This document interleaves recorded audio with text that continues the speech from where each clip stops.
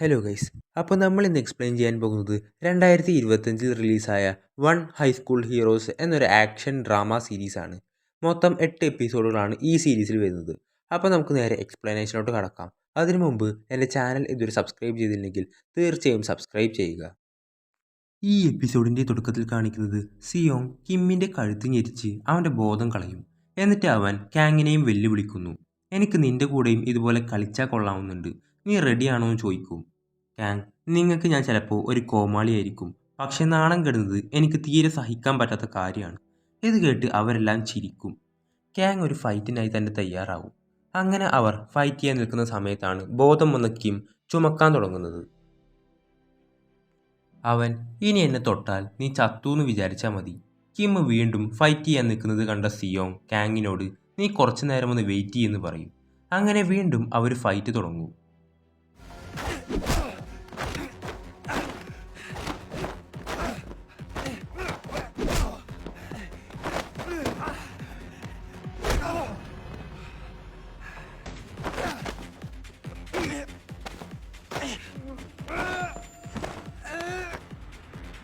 എന്നിട്ട് വീണ്ടും അവൻ്റെ കഴുത്ത് ഞെരിക്കാൻ തുടങ്ങും.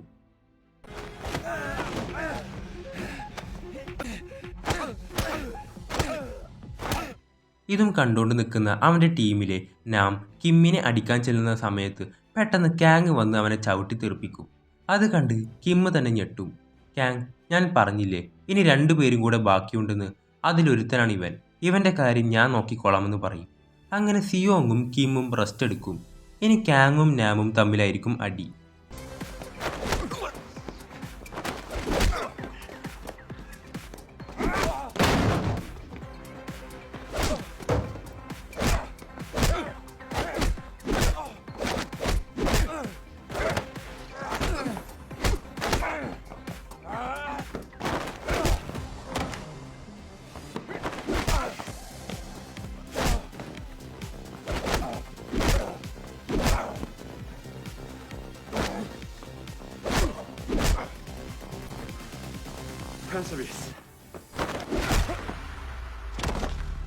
ആ അടിയിൽ കാങ് തന്നെ ജയിക്കും.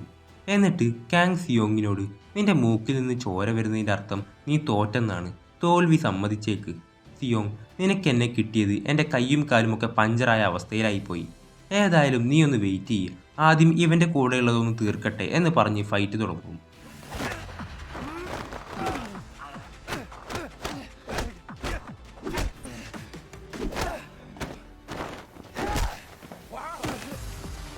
അങ്ങനെ സിയോങ്ങിൻ്റെ കഴുത്ത് ഞെരിക്കാൻ തുടങ്ങും. ഞാൻ പറഞ്ഞതല്ലേ ഒരു വട്ടം കൂടെ എന്നെ തൊട്ടാ നീ ചാവുമെന്ന്. എന്നിട്ട് അവൻ്റെ ബോധം കളയും. എന്നിട്ട് അവൻ ബാക്കിയുള്ളവരോട് ഞാൻ നിങ്ങൾക്കൊരു വാണിംഗ് തരികയാണ്, ഇന്ന് മുതൽ സ്കൂളിലെ ഗ്യാങ്സ്റ്റർ പരിപാടി നിർത്തുന്നതായിരിക്കും നിനക്കൊക്കെ നല്ലത് എന്നും പറഞ്ഞ് അവൻ പോകും. ശേഷം പുറത്തു വന്ന കിം ആകാശത്തൂടെ ഒരു വിമാനം പോകുന്നതും ഇങ്ങനെ നോക്കി നിൽക്കും. ശേഷം കിമ്മിൻ്റെ അമ്മ ഒരു സൈക്കാട്രിസ്റ്റിൻ്റെ അടുത്ത് വന്നിരിക്കുകയാണ്. മൂത്ത മകൻ മരിച്ചതിൻ്റെ ഹാങ് ഓവറിൽ നിന്ന് ഇപ്പോഴും റിക്കവർ ആയിട്ടുണ്ടാകില്ല അവർ. എനിക്കിനിയും ഇങ്ങനെ പോകാൻ കഴിയില്ല ഡോക്ടർ, എന്നെ സഹായിക്കണം എന്ന് പറയുന്നു. നിങ്ങൾക്ക് സംഭവിച്ച ആ ട്രോമ മാറ്റണമെങ്കിൽ നിങ്ങളത് നേരിടുക തന്നെ വേണം, അല്ലാതെ അതിൽ നിന്ന് ഒളിച്ചോടാൻ ഒരിക്കലും സാധിക്കില്ല എന്നൊക്കെ പറഞ്ഞു കൊടുക്കും. ശേഷം അമ്മ മൂത്ത മകൻ്റെ റൂമിലേക്ക് ധൈര്യമായി കയറി ചെല്ലുന്നു. അവിടെയുള്ള ഫോട്ടോയൊക്കെ എടുത്തു നോക്കി വിഷമിക്കുന്നുണ്ടാവും.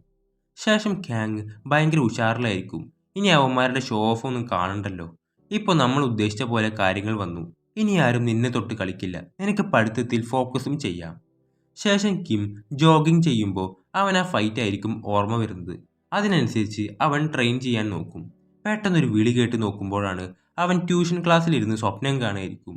സാർ, നീ എന്താ ആലോചിക്കുന്നത്? അപ്പോൾ ഒന്നുമില്ലെന്ന് പറയും. ഞാൻ പറഞ്ഞിട്ടുള്ളതല്ലേ കോൺസെൻട്രേറ്റ് ചെയ്യാൻ. പേപ്പർ നോക്കി നീ ഈ പ്രോബ്ലം ഇതുവരെ സോൾവ് ആക്കിയില്ലേ, കോൺസെൻട്രേറ്റ് ചെയ്യുമെന്ന് പറഞ്ഞ് 2-3 വട്ടം മണ്ടക്കിങ്ങനെ ഉന്താൻ തുടങ്ങും.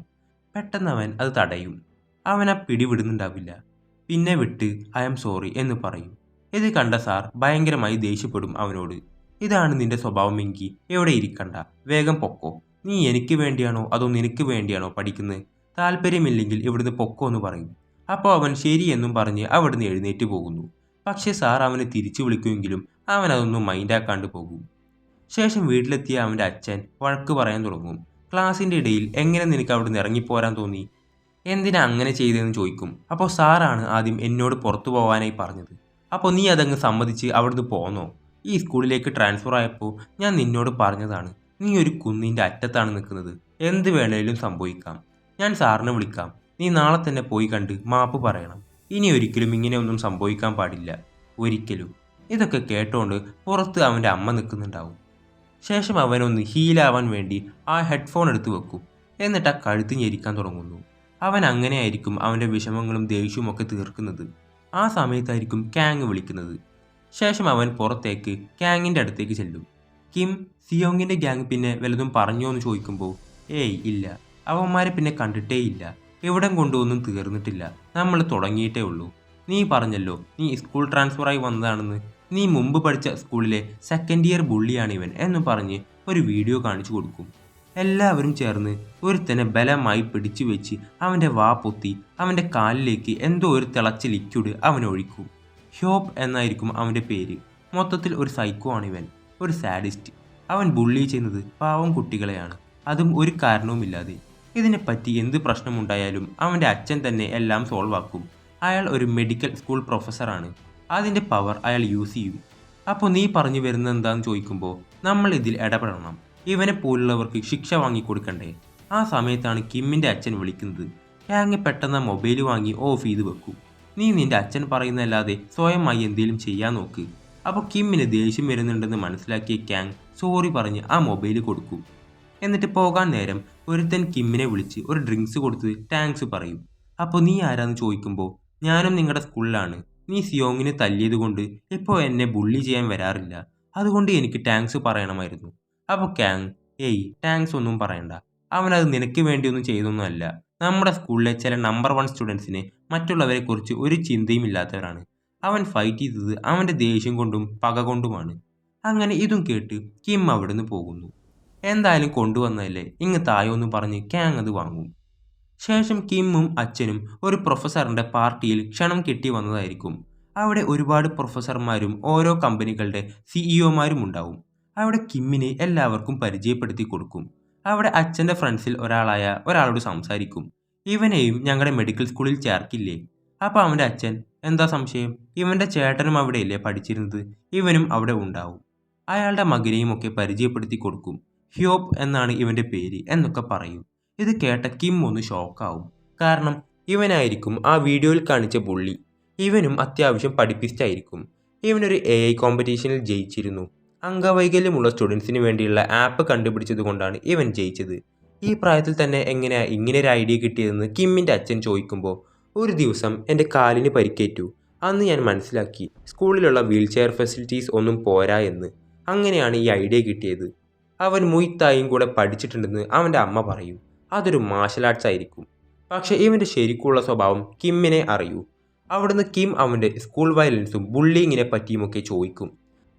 അപ്പോൾ അവൻ്റെ അച്ഛന് ഇതൊക്കെ അറിയാം. അതൊക്കെ ആരോ ഉണ്ടാക്കി പറയുന്നതല്ലേ? അപ്പോൾ അല്ല, അതിൻ്റെ വീഡിയോ വരെ ഉണ്ട്. ഒരുത്തൻ അംഗവൈകല്യമുള്ള കുട്ടികൾക്ക് ഒരു ആപ്പ് ഉണ്ടാക്കുന്നു. എന്നിട്ട് അതുപോലെ ഒരുത്തൻ്റെ കാലിൽ ആസിഡ് ഒഴിച്ച് അതിൽ നിന്ന് സന്തോഷം കണ്ടെത്തുന്നു. പെട്ടെന്ന് അവൻ്റെ അച്ഛൻ അവനെ അവിടുന്ന് കൊണ്ടുപോകും. ശേഷം കിമ്മിൻ്റെ അമ്മ സൈക്കാട്രിസ്റ്റിൻ്റെ അടുത്തേക്ക് വന്നിരിക്കുകയാണ്. ഞാൻ ഇന്നലെ എൻ്റെ മൂത്ത മകൻ്റെ റൂമിലേക്ക് ചെന്നു. ശരിക്കും പറഞ്ഞാൽ അവൻ റൂമിൽ ആത്മഹത്യ ചെയ്തതായിരുന്നു എന്ന് പറയും. ശേഷം അച്ഛൻ അവനോട്, നീ എന്തൊക്കെയാ പറയുന്നത്? ഇതുപോലൊരു പരിപാടി സ്കൂൾ വയലൻസിനെ കുറിച്ചൊക്കെയാണോ സംസാരിക്കുന്നത്? അപ്പോൾ അവനൊരു ബുള്ളിയാണ്, കുട്ടികളെ ഉപദ്രവിച്ച് അവരുടെ നിന്ന് ക്യാഷ് വാങ്ങിക്കുമെന്ന് പറയുമ്പോൾ മിണ്ടാതിരിക്കാൻ പറയും. സക്സസ്ഫുള്ളായ ആൾക്കാർക്കൊക്കെ അതുപോലെ ഗോസിപ്സ് വരും. അപ്പോൾ ഇതങ്ങനെയല്ല, ഇത് ഞാൻ കണ്ടതാണ്. പക്ഷെ എന്തൊക്കെ പറഞ്ഞിട്ടും അയാളുടെ തലയിൽ കയറുന്നുണ്ടാവില്ല. പോയി അവനോട് സോറി ചോദിക്കാൻ പറയും. അപ്പോൾ എന്തിനി, എനിക്ക് അവനെ പോലെ ആകണ്ട, അതിഷ്ടവുമല്ല.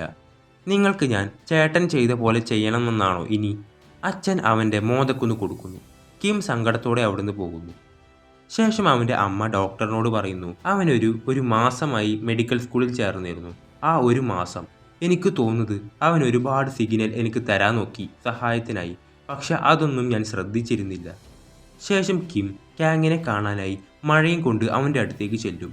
ഹ്യോപ്പ് അവനെ പൊക്കാമെന്ന് പറയും. ശേഷം ഹ്യോപ്പ് അവൻ്റെ സ്കൂളിലെ ഒരുത്തനെ അന്വേഷിച്ച് നടക്കുകയാണ്. അവൻ ടോയ്ലറ്റിൽ ഒളിച്ചിരിക്കുകയായിരിക്കും.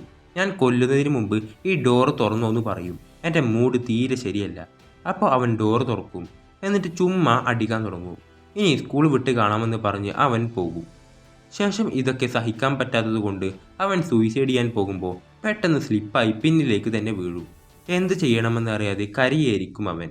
ആ നേരത്താണ് അവിടേക്ക് 2 നിഴല് വരുന്നത്. ശേഷം മറുവശത്ത് ഷോപ്പ് വേറെ ഒരുത്തനെ തല്ലിക്കൊണ്ടിരിക്കുകയാണ്.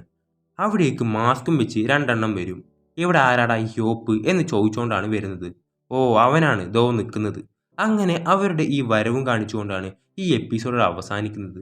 അപ്പോൾ അടുത്ത എപ്പിസോഡ് ഉടൻ വരുന്നതാണ്. ആ എപ്പിസോഡുകളെല്ലാം മിസ്സാവാതിരിക്കാനായി ഈ ചാനൽ ഒന്ന് സബ്സ്ക്രൈബ് ചെയ്യുക.